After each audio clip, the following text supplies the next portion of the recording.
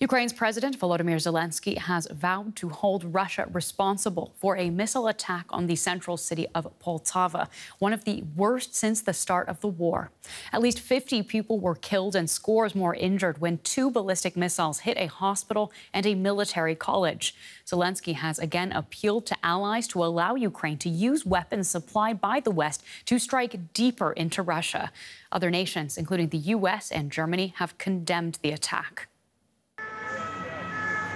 Paramedics race through the streets just moments after Poltava was rocked by the roar of explosions.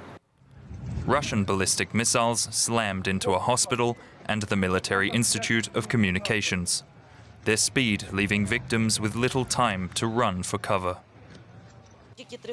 The air raid alert started, and in just a minute there were two explosions.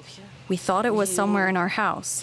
Then we got ready to go out and realized that it was the Communications Institute. Officials say dozens were killed and hundreds injured. More victims are believed to be trapped under the rubble. Those who could be freed were rushed to hospital. On the 7th floor of the operating room, almost all operating tables, teams and anesthesia teams were involved. There are burns, mine blast injuries, fractures, and a combination of injuries. Residents raced to donate blood for the victims as President Zelenskyy urged Western allies to help prevent these attacks. Once again, we urge everyone in the world who has the power to stop this terror. Air defense systems and missiles are needed in Ukraine, not in a warehouse somewhere. Long-range strikes that can defend against Russian terror are needed now. Every day of delay means more lives lost. This close to the front lines, Poltava is no stranger to Russian attacks. But now the city is in mourning, after one of the worst single strikes on Ukrainian territory since the Russian invasion began. And I'd now like to extend a warm welcome to Olexander Scherba, a Ukrainian diplomat who worked as ambassador to Austria from 2014 to 2021. He joins us now from Kiev. It's difficult to start anywhere else other than in Poltava. I'd like to begin by asking your reaction to the Russian strike there. Well, unfortunately, it's the reality of Ukraine for the last 2.5 years. Russia can shoot wherever they want and strike wherever they want, whether it's a children's hospital or a college or a shopping center.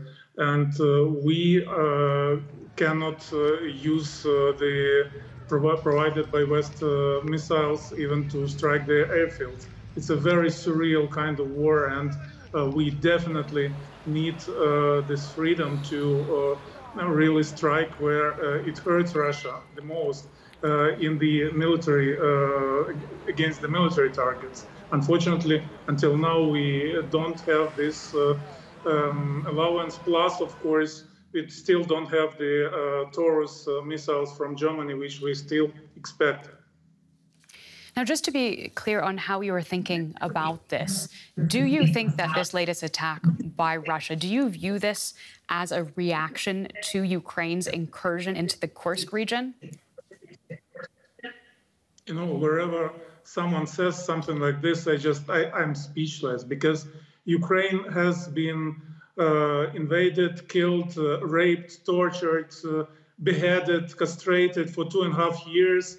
And now, in the 3rd year of this war, we finally brought the war to Russian territory, and all of a sudden, people in the West say, well, this is the retaliation for what you did. For what we did what we did, because for 2.5 years, this absolutely insane, barbaric war was brought to our territory. Finally, we are responding in kind, at least to some portion. And it's not in kind, because we don't rape, we don't torture, we don't shoot the children's hospitals. But yes, we invaded their territory, and it will take them a while to liberate it.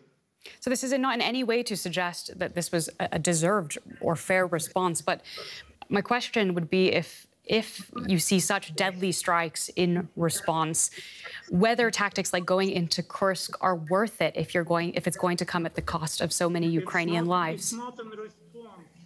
It's not in response. Please stop repeating these lines from Russian propaganda. It's not in response. We have been killed. We have lost. Blood was, we were drained in blood for 2.5 years. All of a sudden, we entered their territory, and it's the response. It's not the response. It's a part of their strategy that kills our young, our best for 2.5 years. It's a fascist, Hitler-like war, and that we finally entered the Kursk Oblast. It's not a response. It's just the logical and very long overdue step on our part. Now, as you've mentioned, Zelenskyy again says that this moment really shows why he needs more air defense systems and missiles and fewer restrictions on the weapons that Ukraine already does have. Why do you think at this stage in the war he is still needing to make these pleas? Because we have to plead for everything with our Western allies, because we need some things, certain list of the things to defend ourselves and to win this war. And from each item, we have to plead with our allies. For some reason, I don't know why.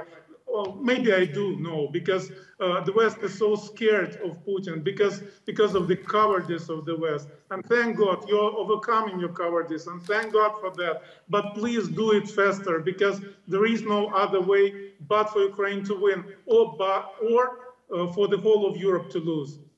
In your experience as a diplomat, do you think there is something Zelenskyy could do beyond pleading, beyond pointing to the mounting casualties in order to make this case to Western leaders? Well, there is this insane, huge country, the biggest country in the world, that is with a knife at our throat for 2.5 years. What can we do? We can do only defending ourselves and fighting back. Maybe if the Western leaders have some ideas how to restore law and order, how to roll back what Putin has done, please share with us. But we do as much as we can, and I think we are doing. Our soldiers, our military are doing miracles, and Ukrainian people deserve only admiration and not reproach for, acting like we did in Kursk Oblast. It was a courageous and right and very much overdue step. Now, Zelenskyy is planning a trip to Washington sometime in the future. Do you think that should now be his immediate priority? Well, we all know what his priority will be. Yes, the additional air defense systems. Thank God, Germany, I think today declared, or at least gave to understand, that 6 more IRIS-T systems will be provided for Ukraine. This is amazing, and we want to thank Germany for that. But also, finally, we cannot fight this war with one of our hands bound behind our back. We have to strike their airfields. We have to strike their military bases. It cannot go on like this. It's an insane that Russia can reach wherever they want, and we can only shoot within 50 kilometers radius from our border.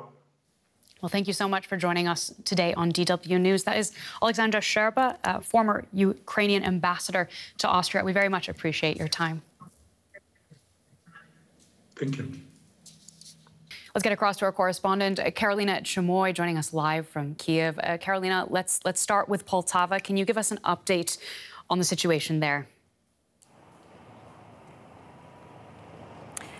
Yes, Claire, you already mentioned it. It's important to stress that this is one of the bloodiest attacks that Russia has had on Ukraine. We're talking about more than 50 deaths and over 180 injured people. So this is really a significant attack that we are witnessing in Poltava. We also know that President Zelenskyy ordered a full and swift investigation into what has happened in Poltava. Poltava. We know that people were caught while they were going into the bomb shelter because the time between the impact and the time for them to go into the shelter was really very short. And this made the impact, of course, even more tragic because of all the injured people on their way to the bomb shelter. We also know that due to the large amount, the high number of injured people, blood donors are being sought all around the country, and they are urgently needed right now in Poltava. Indeed. Many are also wondering here within Ukraine, they're wondering why there were apparently so many people at that military institute just 120 kilometers from the Russian border. They're asking whether enough was done to protect them. These are critics, Claire, that are not really being taken seriously here in Kiev, at least because Poltava used to be one of the safest cities in Ukraine for the past 2 years since the war started. Poltava is around 200 kilometers from the border to Russia, and Zelenskyy, General Syrsk, are not taking this critic seriously. There are even people saying that this is fake news, that is being spread by Russia, by the enemy, and that people should not believe these critics. Another thing we heard from President Zelenskyy just there was him saying that this shows how desperately Ukraine needs more air defense systems and missiles. Do you think that Ukraine's Western allies will provide them? Indeed, President Zelenskyy has been mentioning this for the past years and months. They need the defense systems, Patriots. This is one of the main requests he makes in every interview. During his last interview, when he mentioned this topic, he said that Ukraine needs at least 25 Patriot systems to keep the country safe.